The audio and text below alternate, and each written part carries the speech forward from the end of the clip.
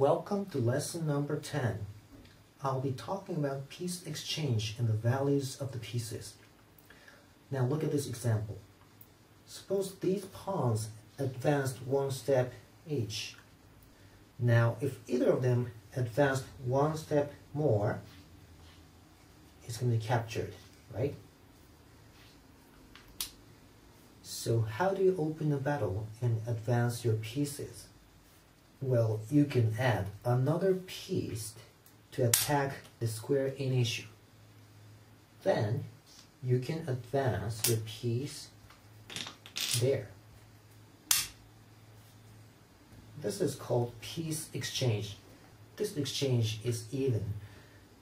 A pawn versus a pawn. So you succeeded in advancing the rook. Now how does white prevent this?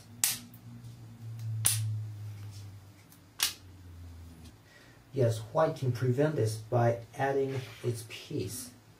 Now you can't open a battle here.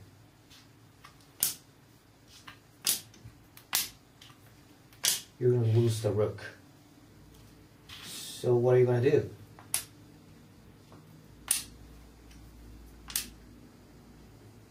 Yeah, you add one more. But you don't want to move the silver first.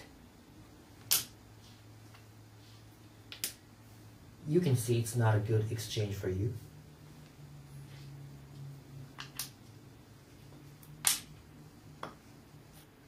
So you start with the pawn. Now you succeeded in advancing the silver. White won't take the silver, of course, because it's going to lose the exchange.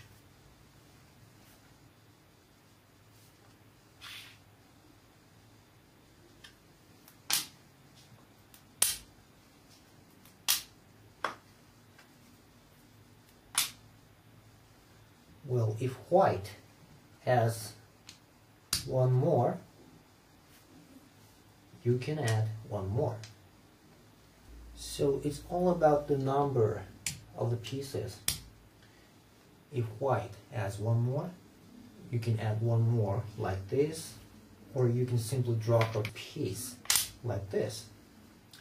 What if these pieces were like this?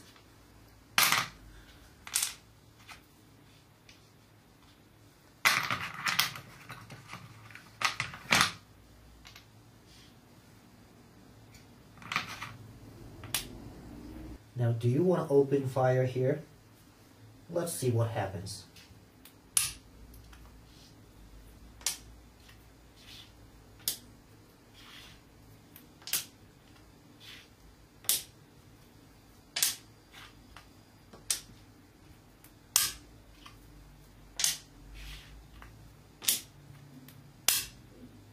Now, is this a good exchange for you? To judge this, you have to learn the values of the pieces. Now let's define the value of a pawn as 1, the unit for measuring the value. Generally, when we teach shogi to a beginner, we say lance and knight worth 3, metal pieces worth 5, bishop 7 and rook 8. The king's value is infinite, of course. But remember, this is just a simple standard to help you judge whether you want to go with the exchange or not. Actually, it depends on the situation. For instance, sometimes a gold can be more valuable than a bishop. Well, and there are other opinions for this. Professional player Koji Tanigawa proposes this kind of valuation. And professional player Yasumitsu Satoh proposes this. These valuations are so delicate, aren't they? Now let's derive some common principles from these. First, a rook is worth a bit more than a bishop, a gold a bit more than a silver, and a knight a bit more than a lance. And second, which is very important, 2 metal pieces are worth more than 1 major piece, and 2 lances or knights are worth more than one metal piece. And a silver plus a knight is almost equal to a bishop. Tanigawa and Satoh also say if a piece promotes, its value increases. And Tanigawa says promoted pawn is worth 12, which is higher than a gold. It's because it moves as a gold but can be easily abandoned because it becomes back to just a pawn when it's on your opponent's piece stand. So it's more useful and valuable than a gold. And the values of the rest of the promoted pieces are as follows.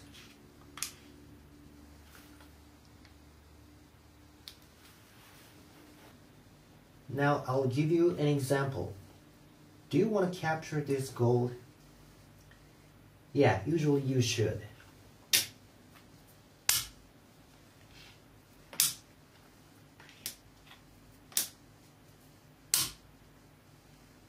It's a good exchange for you.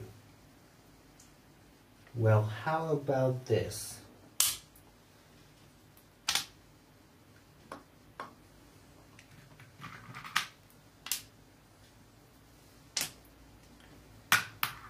Suppose white dropped a gold here, trying to defend. This is a bit complicated. Let's see what happens if you take the gold.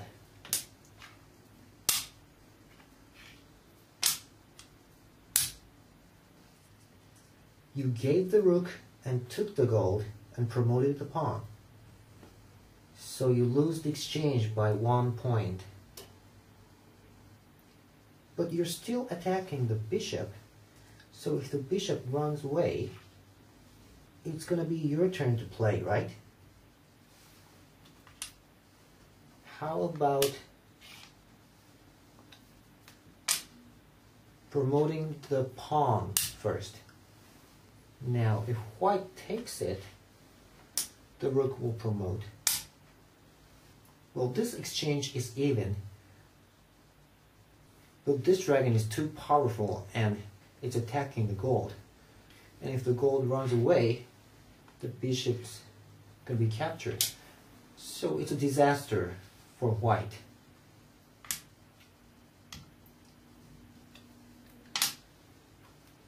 So white probably won't take the promoted pawn.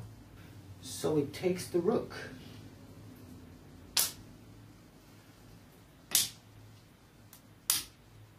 Now you gave the rook, took the bishop, and promoted the pawn. So you gained in the exchange by 7 points. But in this case, now it's your opponent's turn to play, right? So you also have to take into consideration whose turn it's gonna be after the exchange, okay? That's all for this lesson. Bye.